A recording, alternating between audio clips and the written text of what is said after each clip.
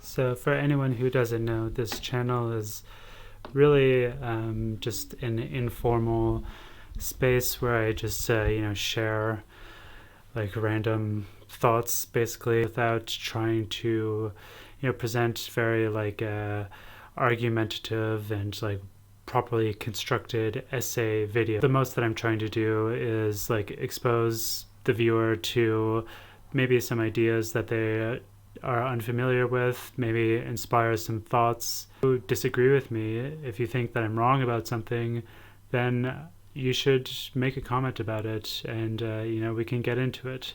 That's really what this channel is all about, and that's really what I'm trying to do here is inspire some discussion and develop a kind of space where we can establish a framework for dialogue and certain kind of parameters for dialogue and like what we were discussing and whatnot. So what you're about to see is a particularly informal video.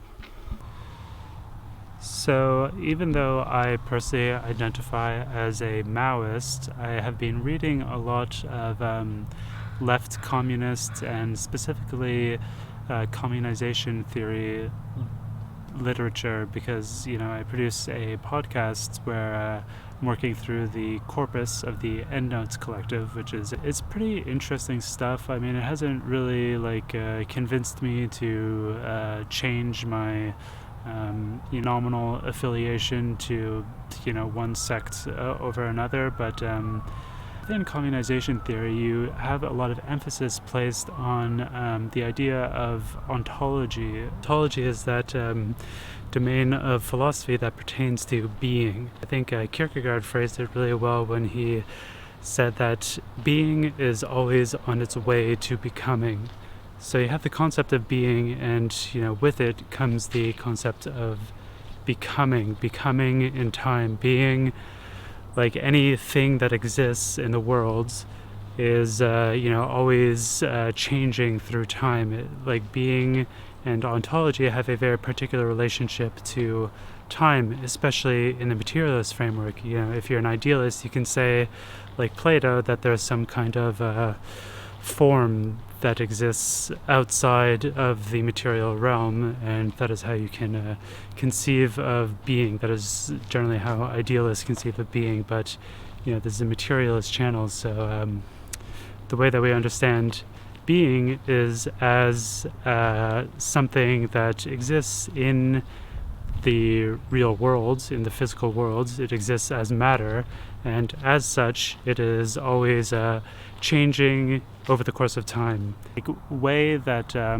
ontology pertains to a theory of revolution is when you look at the what actually drives forward and allows the capitalist mode of production to sustain itself. It's the relationship between labor and capital, and as a relationship it is like a dynamic thing that unfolds over time. It needs to be reproduced from one moment to another. It is not like a static fixed thing, but it's a mode of relating between two different subjects, between two different things that exist. So it necessarily exists in time, so it necessarily has an ontological character. It needs to be understood in terms of its being in time. And I mean, something about that I think is pretty interesting, although the way that they kind of develop, at least in Endnotes, it the way that they turn that into a theory of revolution is that they want to say that in order to do a revolution you need to halt the reproduction of this relationship from one moment to another. You can't in any way gradually do away with it. So they are against things like a dictatorship of the proletariat, for example. They consider that to be a form of reformism, but really you want to liberate labor from its enslavement by capital all at once and, do away with that relationship. Just from one moment to another, from one moment of time to another moment, you want to, stop reproducing the relationship between labor and capital, which will then in turn, cause that entire mode of production to no longer be able to sustain itself. It will, just automatically and suddenly disappear. Like the way that they characterize a communization, idea of revolution is when they do talk about it, they seem to think that it is something that will happen suddenly and all at once. It won't be like a gradual thing, but suddenly have like a revolution, and rather than, having to wage like a kind of sustained struggle against capital in order to like fully peel back, its various chains and layers of enslavement, like it's going to be done away with all at once, and the revolution will be like the revolution properly understood will be like a complete and total emancipation of labor from one moment to another, which I like the idea consequently of like trying to interrupt that reproduction of the relationship, because it's really that relationship that is, allowing capital to sustain itself, to continue to have power in the world.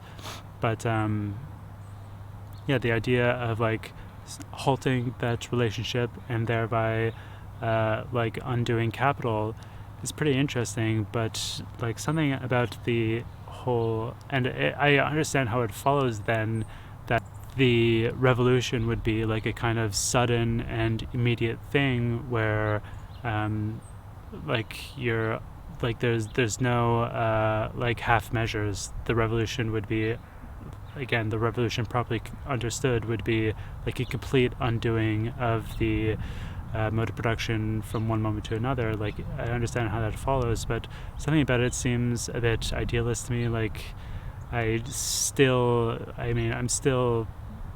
loyal to the idea of the dictatorship of the proletariat. I feel like you really kind of need that. Maybe like you still need the dictatorship in order to like do a revolution, and the dictatorship in the communization sense, and the dictatorship is not really going to be like a revolution in itself, but rather like a kind of leading up to the revolution. I don't know. But I just wanted to like share a few thoughts on communization theory and ontology, the idea of the emphasis that is placed on the relationship between labor and capital. It seems to me pretty interesting and like a fruitful way of understanding capitalism and, imagining a kind of way of doing revolution.